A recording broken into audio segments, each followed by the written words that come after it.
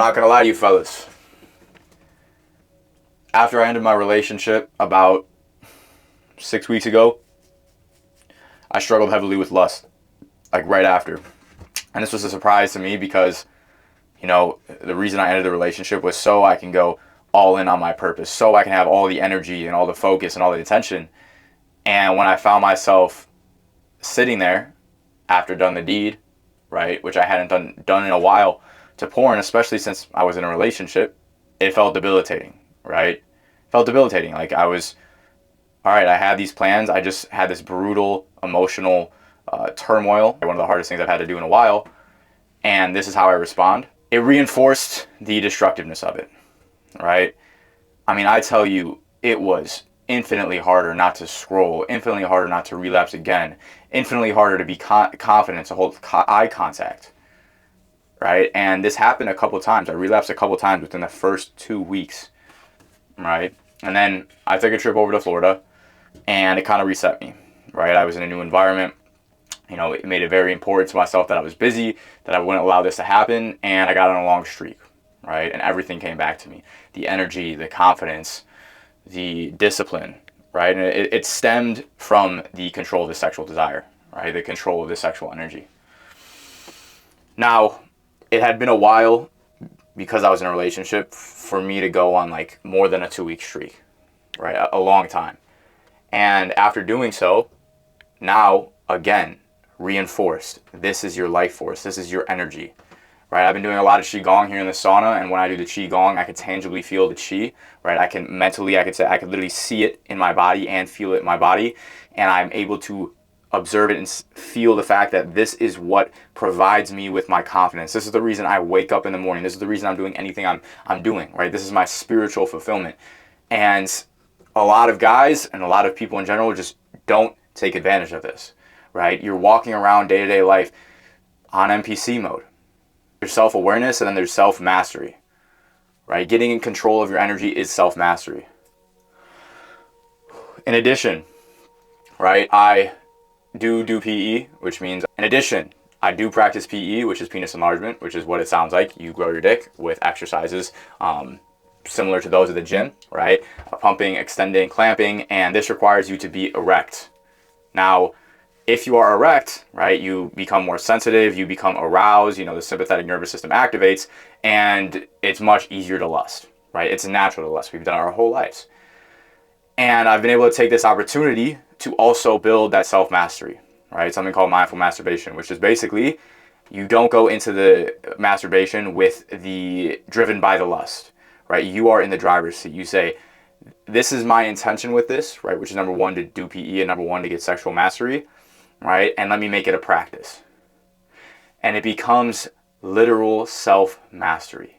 If you can, under the highest aroused state, control this up here, when it would be so easy just to flip a switch and lust, right? Fantasize or even pull out pornography, and you're able to take that super high energy and guide it through the orbit, the microcosmic orbit, or even just ground it down in the pelvic floor, breathe it through the body, you build such mastery, right? And I had a session a couple of days back, and I felt so energized, right? So energized. Usually men after masturbation, they go out, right, and they feel sluggish. They feel awful, right? I felt more energized than before because I was in control, right? And when you get on a long enough streak, while also knowing these practices, right, your energy becomes so aligned.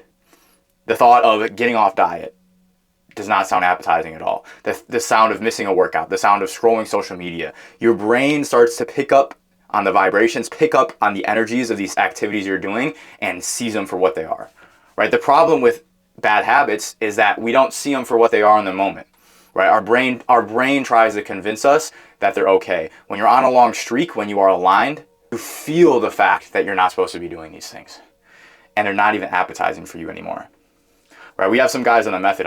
We just had a group call today. Good show. There's about 12 guys there, and there was a guy who I hadn't seen for a couple weeks, and he turns on his camera, and I'm like, dude, you look amazing. He was glowing. He had a good haircut too since the last time I saw him, but he was just glowing, right? That wasn't usually what he looked like.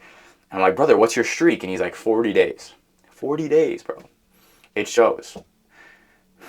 It shows, right? And the presentation was actually on masculine presence.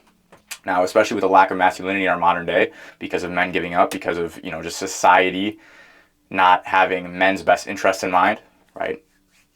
It's more essential than ever to have a masculine presence about you, right? If you have a masculine presence, you stand out amongst a crowd, right? And this presence is built, number one, the baseline. The baseline is going to be SR, semen retention, control of this sexual energy, right? Because if you're drained, you have no aura, no presence to work with. When you walk in the room, there will be no gravity towards you.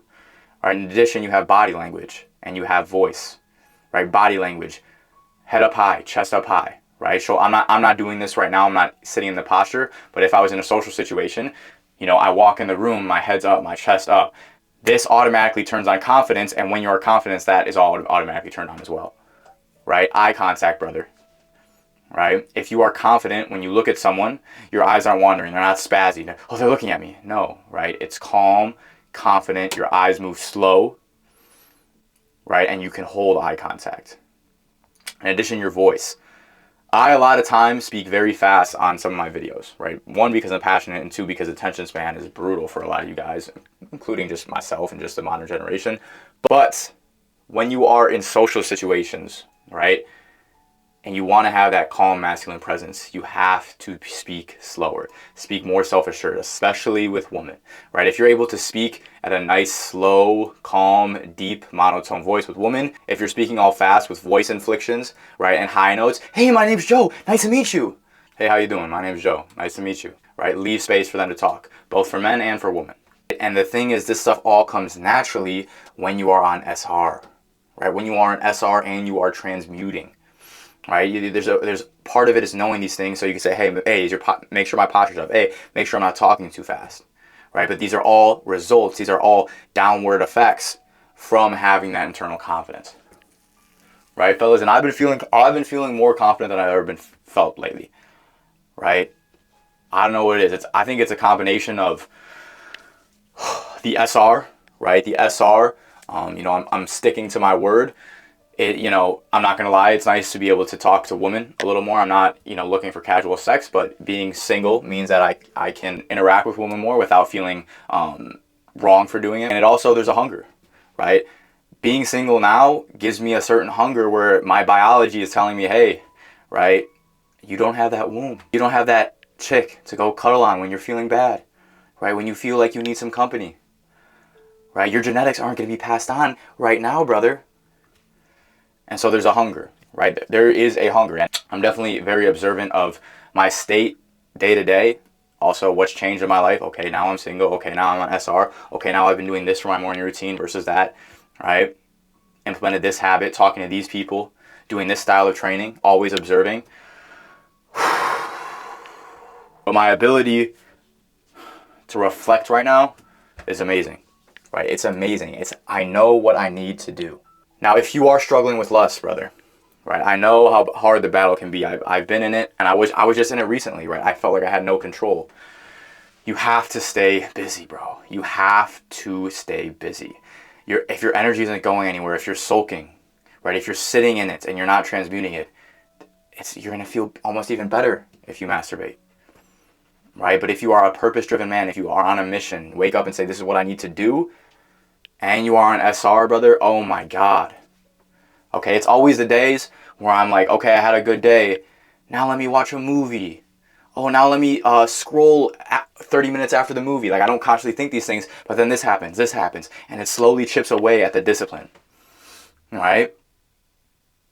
Like, if you just stick to your word, make your calendar and stick to your word and be on SR, I've been here for 45 minutes. I don't know if I've sweat this much in my lifetime, but my battery died, and while I was away, you know, I've been gone for a while, so I have some things to say. You know, you hear about all the Epstein file stuff going around right now, and people are like, oh, it's proof Satan is real now. Yeah, no shit, right? People are benefiting from the satanic things they're doing, right? They're getting something out of it. Yeah, no shit, right? And then you have, you know, the mainstream Christians, on the other hand, thinking they can just believe and fight this evil. No, this is a spiritual warfare, brother. This goes under the scenes. And if you just have certain thought processes, right, it's not going to be enough. You have to use this battery inside of you, this life force, right? That's our spark. That's what God gave us, is this inside of us is that life force, right? The devil gave us these material bodies, right? Get into Gnosticism if you want to know more what that's about. But when you renounce these fleshly desires and you move towards the spiritual one, not against lust, right? Against gluttony, against greed, right? Against sloth, you win this spiritual warfare.